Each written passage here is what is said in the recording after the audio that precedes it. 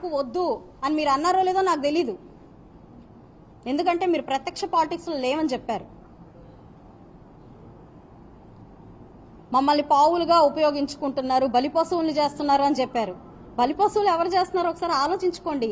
Script రాసిస్తే చదువుతున్నారు మీరు, అర్థం పర్థం లేకుండా, ఫ్యాక్ట్స్ తెలుసుకోకుండా. మీ నాన్నగారు రెచ్చగొట్టి కారులోంచి బయలుదేరిన తర్వాత ఆయన మాట్లాడిన మాటలు విని తట్టుకోలేక ఒక మహిళ వెంట పరిగెత్తింది. దాన్ని మీరు రివర్స్ చేసేసారు పూర్తిగా. ఏ మూమెంట్ ఎప్పుడు జరిగింది, ఆ తర్వాత ఏం జరిగింది అన్నదాన్ని టైం లైన్నే మీరు డిఫర్ చేసేసారు. అది మీరు మాట్లాడతారు, ఫ్యాక్ట్స్ తెలియదు, వాళ్ళు రాస్తాడు ఆయన. ఎవరు వాడుకుంటున్నారో మీరు ఒకసారి ఆలోచించండి. అంబటి రాంబాబు గారు టెంపర్ లూజ్ అయి మాట్లాడలేదమ్మా, ఇది గేమ్. ఎవరు మాట్లాడుతున్నారో ఆలోచించుకోండి, ఎవరు మిమ్మల్ని మ్యానిపులేట్ చేస్తున్నారో ఆలోచించుకోండి, బలి పశువులను ఎవరు చేస్తున్నారో మీరు ఆలోచించుకోండి. బలి పశువు అనంటే బలైపోయాకే వచ్చాము రాజకీయంలోకి, ఉత్తినే రాలేదమ్మా. ప్రజాసేవ చేయాలి అని అంటే చాలా మార్గాలు ఉన్నాయి, చేసేవాళ్ళం మేము. కష్టార్జితంతో పిల్లలకి పెళ్ళానికి సమయం ఇవ్వకుండా సంపాదించిన ప్రతి రూపాయి ఈ అరాచకాన్ని అరికట్టాలి, ఎట్లాగైనా దీన్ని మనం సమాధానం చెప్పాలి, నా వంతుగా ఏం చేయాలి అని చెప్పి నా భర్త పోరాడి ఈ రాజకీయంలోకి రావాల్సి వచ్చింది. మీరు చేసిన దాష్టికాలకి బలయ్యే రావాల్సి వచ్చింది. బల అయ్యాం కాబట్టి వచ్చాం. ఇక్కడ చక్కగా పెత్తనం చేయడానికి, ఎమ్మెల్యే అనిపించుకోవడానికి, ఇంకోటి అనిపించుకోవడానికి రాలేదు. ఎవరి కళ్ళల్లో ఆనందం కోసం మీరు ఈ పనులు చేస్తున్నారో మిమ్మల్ని రోడ్డుకి ఈడ్చుకొని వస్తాం. చాలా తప్పు మాట్లాడుతున్నారు, మళ్ళీ అదే మాట్లాడుతున్నారు. ఆపేయండి, ఇంకా అలా మాట్లాడకూడదు. మీ 40 ఏళ్ల చరిత్ర, రాజకీయ ప్రస్థానం, ఈ మాట మీకు చెప్పలేకపోయినా 20 నెలల నేను ప్రజాసేవ కోసం వచ్చాను, అభివృద్ధిలో భాగస్వామ్యం అవుదామని వచ్చాను.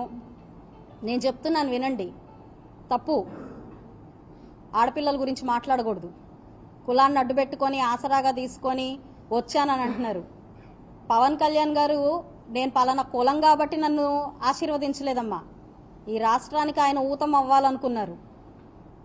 మీరు చేసిన అరాచకాల్లో అత్యంత బలైపోయిన వ్యక్తులలో ప్రథమంగా నిలుస్తారు అనుకుంటే పవన్ కళ్యాణ్ గారే. మానసికంగా, శారీరకంగా, అన్ని విధాల. అలా ఇక్కడ నుంచున్న ఆడపిల్ల కులం కార్డు యూజ్ చేసి ఇక్కడ చేస్తున్న దౌర్జన్యాలకి బలవ్వకూడదని చెప్పి ఆ రోజు నా దగ్గర నుంచున్నారు. నేను ఉన్నానమ్మా అన్నారు. కులం గురించి కాదు, ఈరోజు కులం కార్డు వేసుకుని మాట్లాడుతున్న వాళ్ళందరికీ ఇది నేను చెప్తున్నాను. కాపు అంటే మంచికి నిలుస్తుంది, కాపు కాస్తుంది. మీలాగా దాన్ని డైవర్షన్ పాలిటిక్స్కి, ఇలా దరిద్రమైన పనులకి ఎప్పటికీ నుంచోదు, ఎప్పటికీ అండగా ఉండదు. అలా అండగా ఉన్న వాళ్ళందరూ కాపులు కాదని నేను ఈ సభాపూర్వకంగా, ఈ మీడియా పూర్వకంగా చెప్తున్నాను, గుర్తు చేసుకోండి, రాసి పెట్టుకోండి దీన్ని. అన్న వంగవీటి రాధా గారు వచ్చారు నా కోసం. కాపే ఇక్కడ చాలా మంది కూర్చున్నారు. కాపు ఉన్నారు, కమ్మ ఉన్నారు, ఎస్సీ ఉన్నారు, బీసీ ఉన్నారు. మీరు చూడండి వెనకాల అందరూ ఉన్నారు, ప్రతి ఒక్కరూ ఉన్నారు. ఎందుకున్నారు? దేనికున్నారు? మీకులాగా కులం కార్డు వాడుకొని మాట్లాడడానికి రాలేదు ఇక్కడికి. ఒక అనకూడని మాట అనకూడదు అని మీకు చెప్పడానికి, హితవు చెప్పడానికి ఇక్కడ అందరం వచ్చాం. అలా అనకూడదు, అనకండి, ఇలాంటివి ప్రోత్సహించకండి, ముందుకు తీసుకెళ్ళకండి.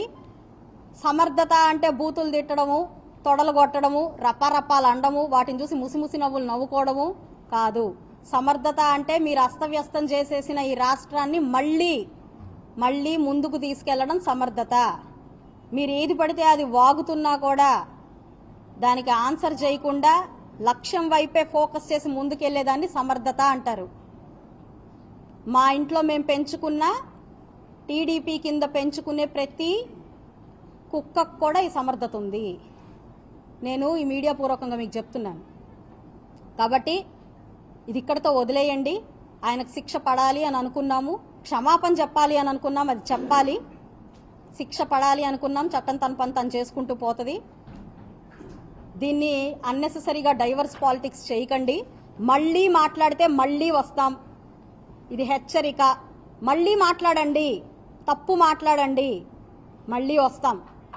కాబట్టి దీన్ని ఆపేయండి. మీ పరామర్శ కోసం పాపం ఆయన దారి ఖర్చులకి ఆస్తులు అమ్ముకోవాల్సి వస్తుంది, గుర్తుపెట్టుకోండి. ఇది గనక రిపీట్ అయితే ఒక్కళ్ళం కాదు, ఈసారి ఒక మహిళని మీరు అవమానించినందుకు గుంటూరు మహిళ గళ్ళా మాధవి గుంటూరు మహిళలను వేసుకొని మిమ్మల్ని క్వశ్చన్ చేయడానికి వచ్చింది.